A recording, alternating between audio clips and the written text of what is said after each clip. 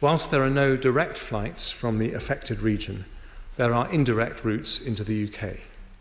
So in the next week, Public Health England will start screening and monitoring UK-bound air passengers identified by the border force coming onto the main routes from Liberia, Sierra Leone and Guinea.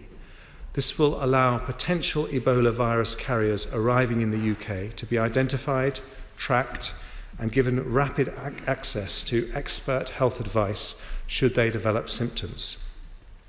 These measures will start tomorrow at Heathrow Terminal 1, which receives around 85% of all such arrivals across the whole of the airport.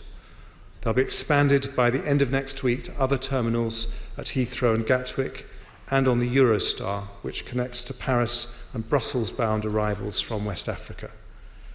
Passengers will have their temperature taken and complete a questionnaire asking about their current health, recent travel history, and whether they might be at potential risk through contact with Ebola patients.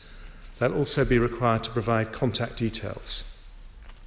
If neither the questionnaire nor the temperature reading raises any concerns, passengers will be told how to make contact with the NHS should they develop Ebola symptoms within the 21-day incubation period and allowed to continue on their journey. It's important to stress that a person with Ebola is only infectious if they're displaying symptoms. Any passenger who reports recent exposure to people who may have Ebola or symptoms or who has a raised temperature will undergo a clinical assessment and, if necessary, be transferred to hospital. Passengers identified as having any level of increased risk of Ebola but without any symptoms will be given a Public Health England contact number to call should they develop any symptoms consistent with Ebola within the 21-day incubation period. Higher risk individuals will be contacted on a daily basis by PHE England.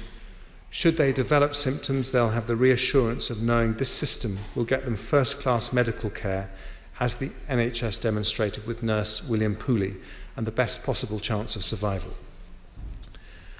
We expect these measures to reach 89% of travellers we know have come to the UK from the affected region on tickets booked directly through to the UK.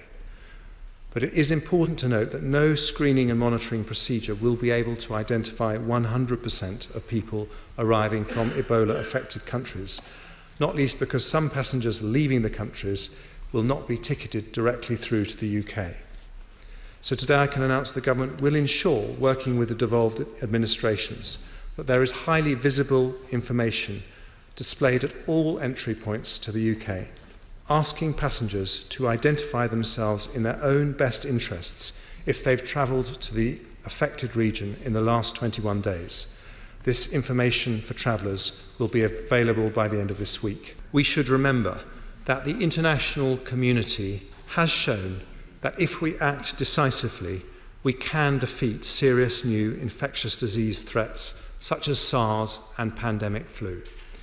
The situation will get worse before it gets better, but we shouldn't flinch in our resolve to defeat Ebola, both for the safety of the British population and as part of our responsibility to some of the poorest countries on the planet.